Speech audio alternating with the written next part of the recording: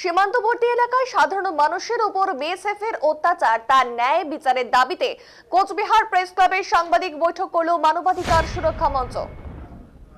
জানাবো 10ই ডিসেম্বর আন্তর্জাতিক মানবাধিকার দিবস। আর এই আন্তর্জাতিক মানবাধিকার দিবসের দিন কোচবিহার সীমান্তবর্তী এলাকার বিএসএফ এর বিরুদ্ধে একাধিক অভিযোগ তুলে এবং তার ন্যায় বিচারের দাবি তুলে কোচবিহার প্রেস ক্লাবে বৈঠক করলো মানবাধিকার সুরক্ষা মঞ্চ।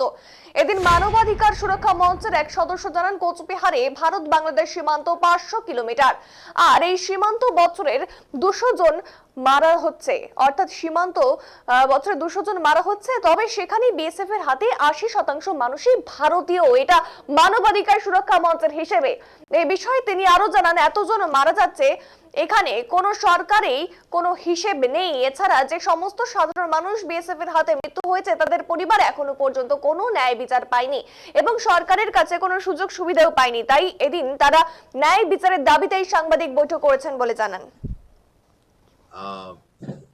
ভারত পাকিস্তান সীমান্ত, সেই সীমান্তে এই হত্যা সংখ্যা নেই। ভারত পাকিস্তান সীমান্ত, যেখান থেকে জঙ্গিদের আসা ইত্যাদি ইত্যাদি নানান কিছু আছে, গল্প হোক সত্যি হোক আছে, সেই ঘটনা কিন্তু সেখানে এত গুলি নেই। পাকিস্তান সীমান্তেও বিএসএফ, এখানে এই সংখ্যা জানেন কত? আমাদের 4000 কিলোমিটার সারা ভারত জুড়ে বাংলাদেশের সঙ্গে সীমান্ত, যার মধ্যে 2217 কিলোমিটার হচ্ছে পশ্চিমবঙ্গের সঙ্গে সীমান্ত, কুচবিহারে হচ্ছে 500 কিলোমিটার সীমান্ত ভারত বাংলাদেশের।